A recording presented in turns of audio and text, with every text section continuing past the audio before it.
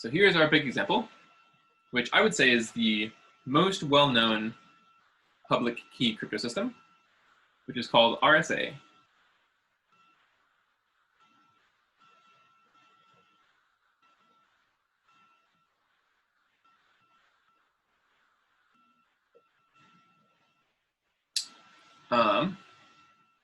And it is named for a couple of people whose names I will write down. Hopefully I have copied them correctly from the textbook, but you can check them there.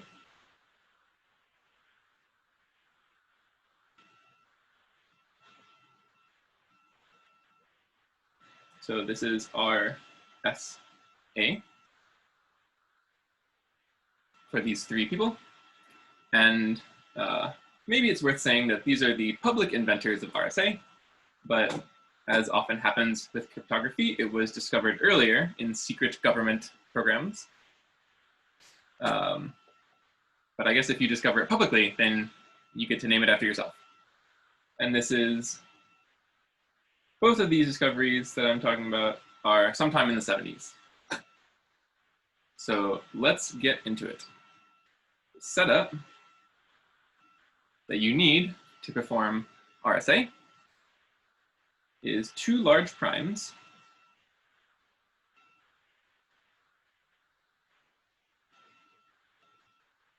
and, by large, I mean how secure do you want your encryption to be? I think, well, like I said earlier, about 300 digits I think is secure-ish right now. But as technology gets better and better, the size of your primes will need to get bigger and bigger. So we need two large primes, P and Q, and N is their product.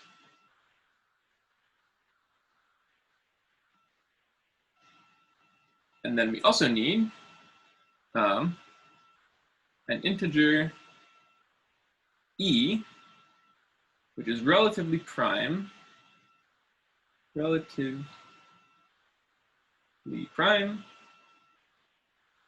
to the product P minus 1 times Q minus 1.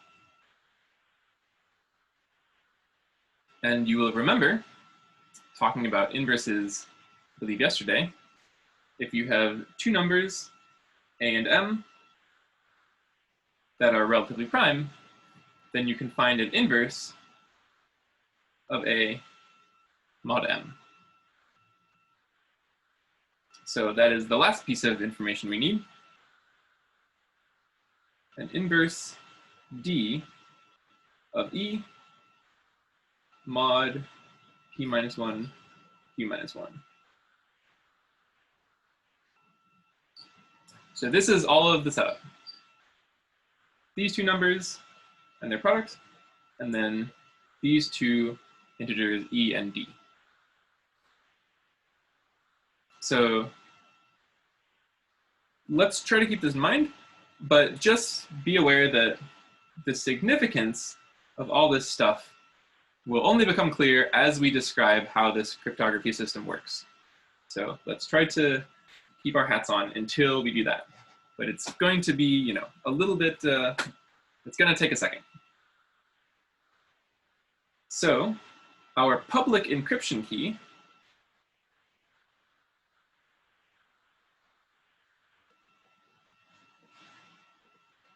is the pair of numbers N and E. And the private decryption key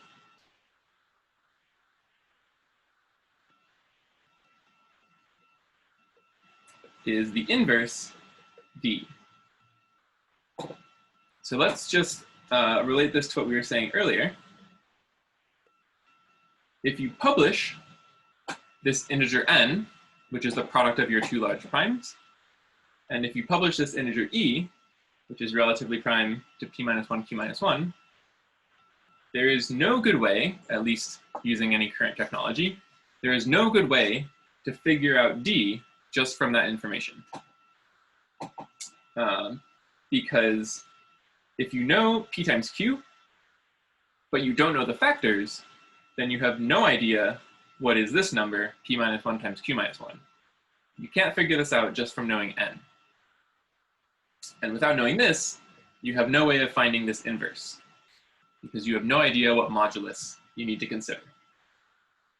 So you can publish this information without fear that anyone will be able to figure out this information.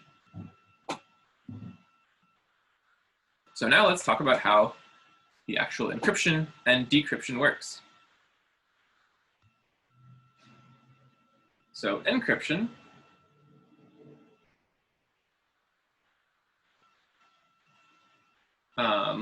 let's not start from letters anymore, but let's just say we're dealing with numbers, because we know how to convert letters into numbers. So break into blocks of size less than n.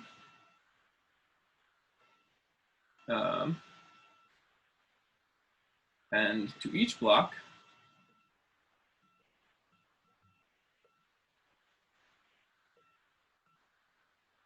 so just to make a quick note, what do I mean by this? So the idea, if you can imagine, is that you have some string of digits,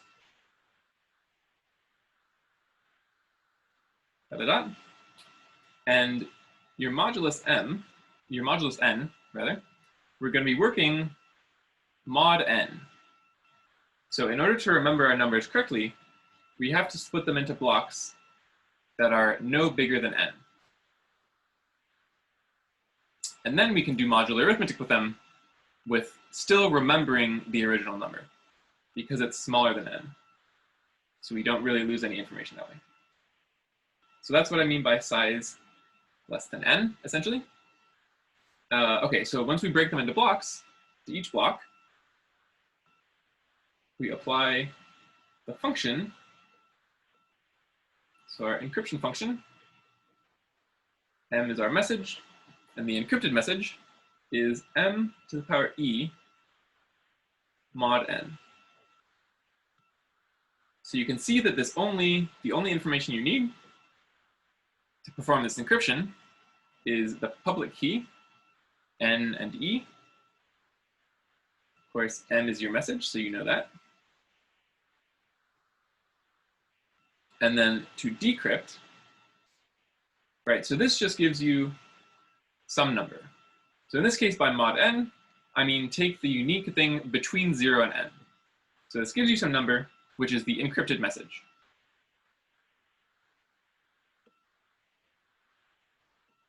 So to decrypt such a thing, we break it into blocks in exactly the same way.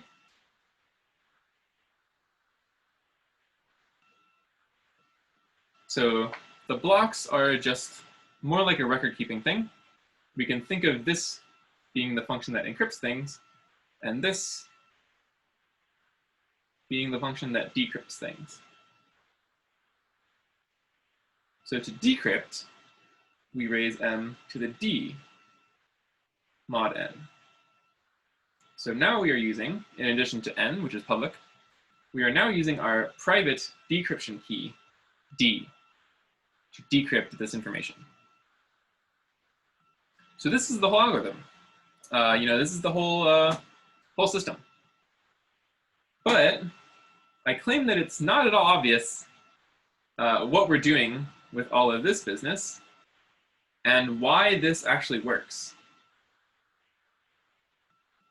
So why does this work? Let me keep this in view for now.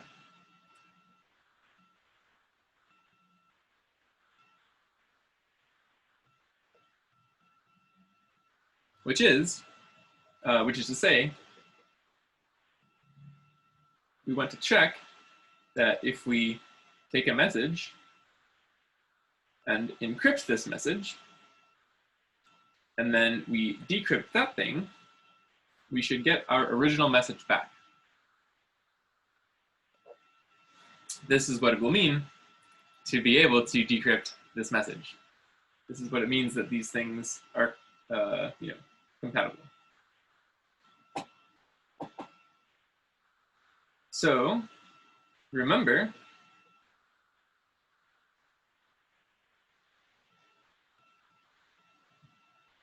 And let me say, just to get our heads in the right page, on the right page, why does this work is essentially going to be an exercise in modular arithmetic using the things we were talking about even just yesterday, namely Fermat's little theorem and the Chinese remainder theorem. So let's go through it. We chose D to be an inverse of E mod P minus 1 Q minus 1. Why did we do this? That's what we are going to see now. So D times E we can write as 1 plus some multiple of P minus 1 Q minus 1. This is just what it means to be an inverse. This is saying that their product is congruent to 1 mod this number, right? So what happens when we encrypt a message and then decrypt it?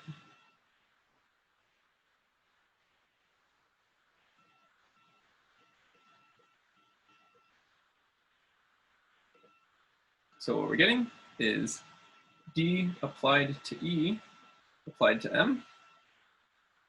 Well, let's look back at what this is. Here's our encryption and decryption functions. So first we take M to the power E, and then raise that to the power D, and take it all mod N. And because of the way we know how modular arithmetic works, we can reduce in this middle step, and it won't affect anything. We can also not reduce, which is going to be easier for our analysis right now. So let me just leave it like this. Okay, and then what is the point of all this stuff? Well, from your exponentiation rules, you will remember that when you have a power to another power, they get multiplied. And this we can rewrite using this equation. So this is m to the 1 plus some multiple of p minus 1, q minus 1.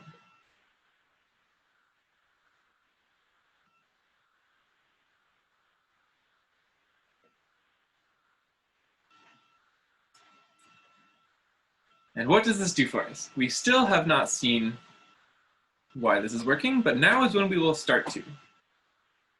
So for example, why are we working with this thing p minus 1, q minus 1? It's because of Fermat's little theorem.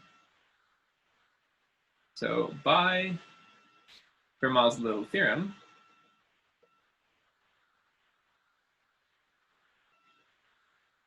m to the p minus 1 is congruent to 1 mod p.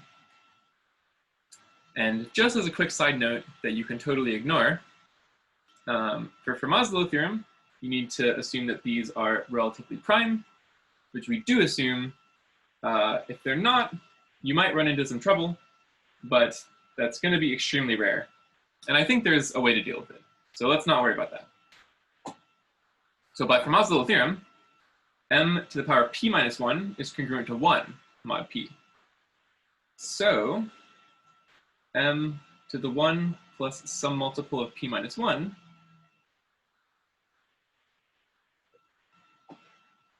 well, this is just m to the 1 times, so let's use some exponent rules. What happens when you add things? You can take m to the 1 times m to the rest. That is how that exponent rule works.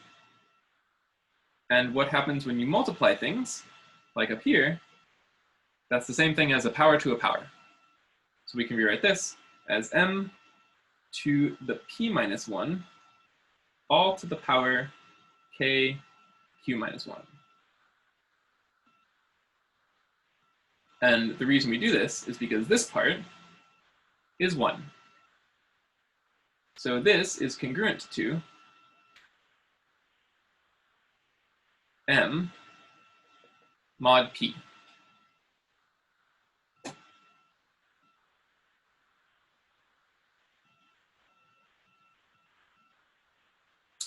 So hopefully, at least we followed this part by itself. We'll try and bring it all together later, but let's do the same thing for q.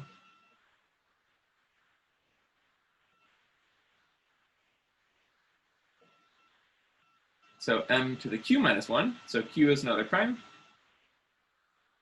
So m to the q minus 1 is congruent to 1 mod q. This is from Maslow's theorem. So by the same argument, m to the 1 plus k, p minus 1, q minus 1, we can rewrite using exponent rules as m to the 1 times m to this thing.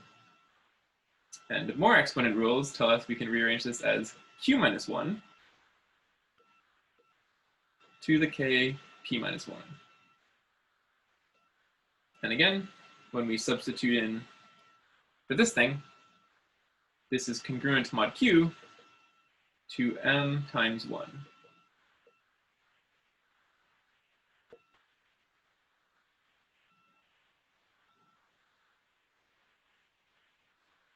Okay. So let's, take each piece of this by itself. And what have we shown here? So remember, this thing that we were considering because that's what happens when we encrypt something and then decrypt it. And what we showed is that m to the de, which is this thing, is congruent to m mod p, and m to the de is congruent to m mod q. And we want to say that it's congruent mod n, and that is exactly what the Chinese remainder theorem tells us.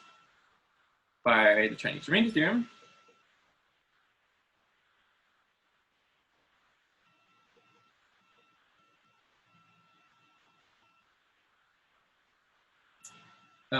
this implies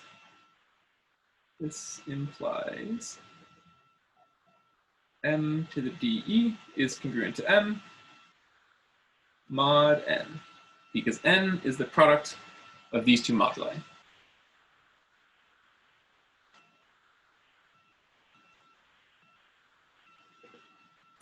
And that's what we wanted to show.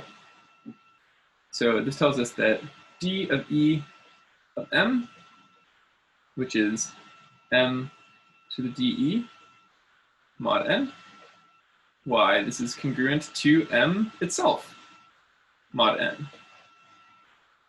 So encrypting and then decrypting does indeed recover the original message.